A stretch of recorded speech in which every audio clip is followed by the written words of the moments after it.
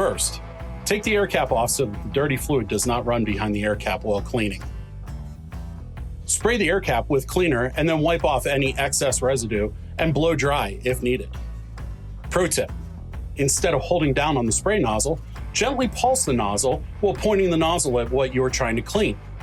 These sudden bursts will help strip paint residue while using less cleaner. Using the spray straw that is normally included will also help increase getting the cleaner to where you want it to go. While pointing the gun's fluid nozzle straight down and holding the trigger open, spray cleaner directly into the fluid passage using short bursts until you see the cleaner run clear. Always point your fluid passage straight down to ensure the dirty cleaner does not run back into your air passages and behind your air distribution ring.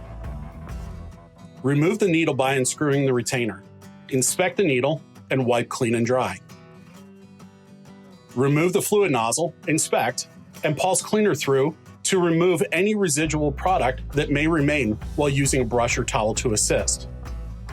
Pro tip: take a rag and twist it into a point to push into the nozzle. Now spin the rag in the opposite direction to help unspool the rag inside the nozzle to help softly remove any paint residue and dry the inside of the nozzle.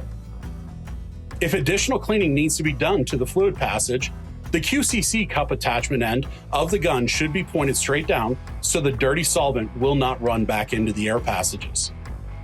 Once the gun is fully clean, you can then blow off the gun with compressed air, lube with SATA gun grease, and reassemble.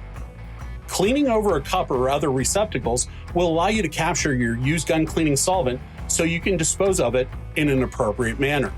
When cleaning, you should notice your solvent used can be as low as 1 to 1.5 ounces during this process, and cleaning times can be as low as 3 minutes.